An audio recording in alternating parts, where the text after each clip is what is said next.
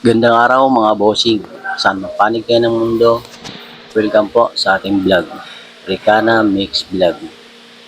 Tuturo po natin ngayon kung paano gawin yung palitaw. Ito po ay para lang sa mga hindi po alam. Siyempre, yung iba alam na kung paano gawin. Papansin nyo, iba ang hugis ng ating galapong. Iba sa nabili natin sa palengke, yun ay parang pulbos. Yung nakikita nyo ay butter, yung kulay dilaw, at saka flour. Konting flour, ipang halo lang po natin yan. I-mix lang po natin ng i-mix yan. Halo, sige, halo lang. Halo ng halo hanggang sa pagsawaan nyo po sa paghalo. At sa tingin nyo, pwede na siya.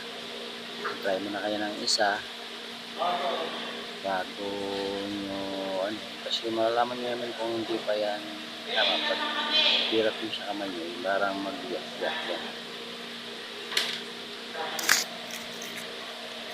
Napapansin nyo iba yung hugis po ng ating palitaw, iba sa nabibili mo sa labas.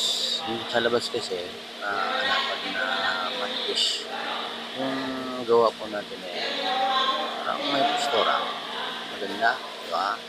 Aya-aya ang natin.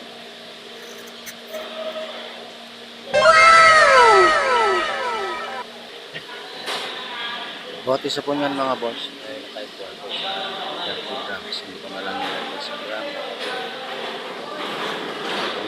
Masyado po lang. Kaya ganyan na lang. Kulang nagdalaw po.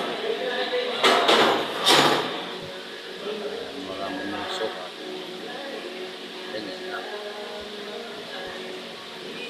So, ganyan lang yan mga boss.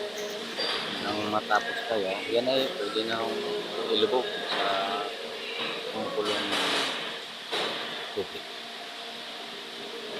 Kung amin kasi, akin i-frozen ko muna. Back up lang. So, ganyan lang yan mga boss. Hanggang sa muli. Maraming salamat po sa inyong panonood. Paalam.